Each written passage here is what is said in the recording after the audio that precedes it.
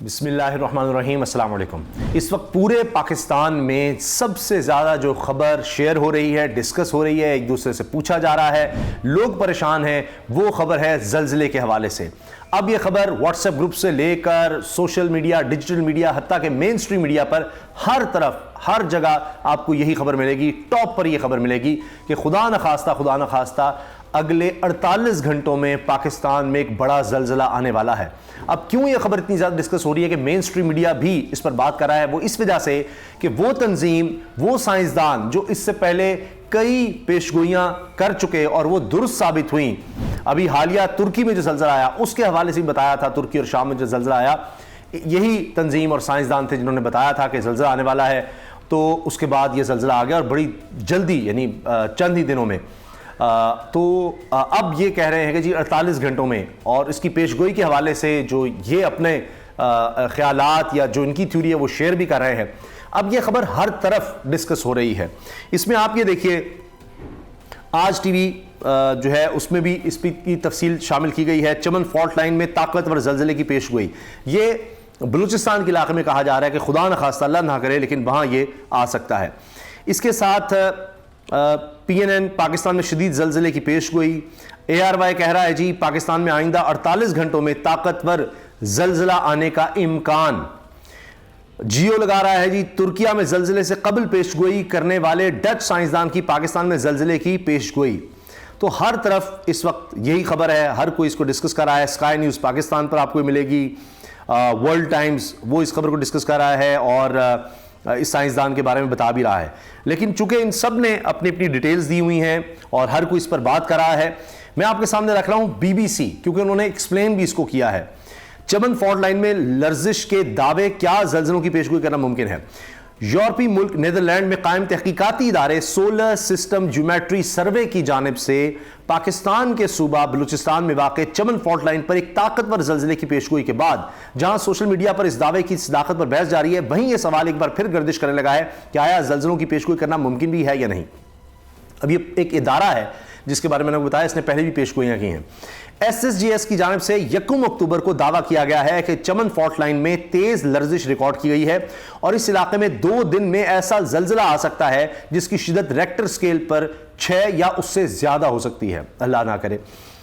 SSGS کا کہنا ہے کہ ادارہ سطح سمندر کے قریب فضا میں برقی چارج کے اتار چڑھاؤ کا ریکارڈ کرتا ہے اور زمین کے محور کی گردش کے سلسلے میں یہ اتار چڑھاؤ ان خطوں کی طرف اشارہ کرتے ہیں جہاں 1 سے 9 دن کے اندر طاقتور زلزلے جیسی سرگرمی ہو سکتی ہے۔ تاہم ادارے کا بھی کہنا ہے کہ زلزلے سے متاثرہ علاقوں کا صرف اندازہ ہی لگایا جا سکتا ہے اور اس کے درست مقام کا تعین کرنے کا فی الحال کوئی قابل اعتماد طریقہ نہیں۔ اس پیشگوئی کے بعد پاکستان میں سوشل میڈیا پر ایک بار پھر نیدرلینڈ سے تعلق رکھنے والے محقق فرینک ہوگریٹس کا تذکرہ ہوتا دکھائی دیا، جنہوں نے رواں برس کے آغاز میں ترکی اور شام میں آنے والے زلزلے سے 3 روز قبل، صرف 3 روز قبل کہا تھا کہ جلد یا بدیر 7.5 شدت کا ایک زلزلہ جنوبی و وسطی ترکی، اردن، شام اور لبنان میں تباہی مچا سکتا ہے۔ ان کی پیشگوئی چند دن بعد ترکی اور شام میں 7.8 شدت کا زلزلہ آیا تھا جس میں 50,000 سے زائد ہلاکتیں ہوئی تھیں۔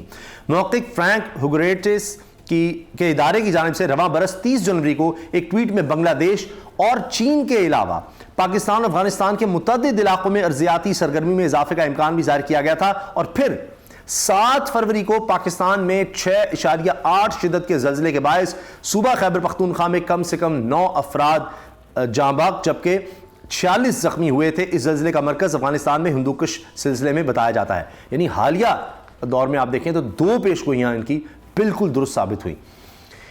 اچھا، اب چمن فالٹ لائن کیا ہے اور محکمہ موسمیات کا کیا موقف ہے؟ چمن فالٹ لائن جنوبی ایشیا کی سب سے بڑی فالٹ لائن ہے جو پاکستان کے صوبہ بلوچستان سے گزرتی ہے۔ اس کی حد میں پاکستان کے علاوہ افغانستان کا بھی علاقہ آتا ہے۔ 900 کلومیٹر طویل اس فالٹ لائن پر ہی مئی 1935 میں کوئٹہ میں وہ زلزلہ آیا تھا جس میں ہزاروں افراد ہلاک ہو گئے تھے، جاں بحق ہو گئے تھے۔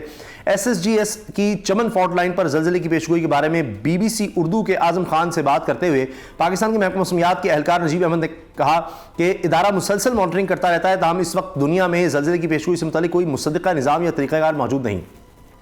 ان کے مطابق زلزلہ پیما مراکز کی جانب سے چمن فالٹ لائن میں کوئی غیر معمولی حرکت نہیں دیکھی گئی، تاہم ان کا کہنا تھا کہ زلزلوں کا ایک ریٹرن پیریڈ ضرور ہوتا ہے, ریٹرن پیریڈ کے دوبارہ آتے ہیں.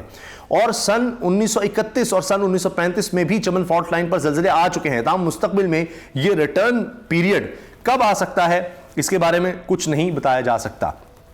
ان کا کہنا ہے کہ محکمہ موسمیات کے 5 سے 6 اسٹیشنز جدید آلات کے ساتھ اس وقت کسی بھی ناگہانی صورتحال کا جائزہ لینے کے لیے معمول کے مطابق مسلسل نگرانی کر رہے ہیں.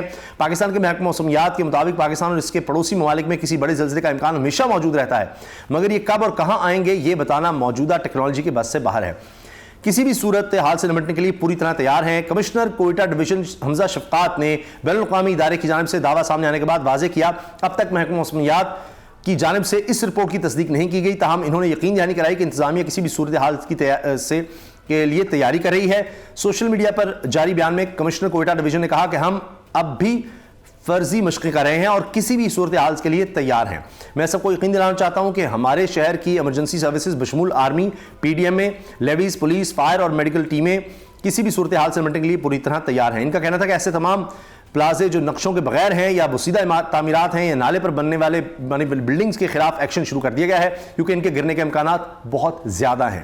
انہوں نے کہا کہ ہم 24 گھنٹے صورتحال پر گہری نظر رکھے ہوئے ہیں. اگر ہم زلزلے کے صحیح وقت یا شدت کا اندازہ نہیں لگا سکتے, لیکن رہائشیوں کے لیے باخبر رہنا اور تیار رہنا ضروری ہے, وہ بھی خبردار کر رہے ہیں.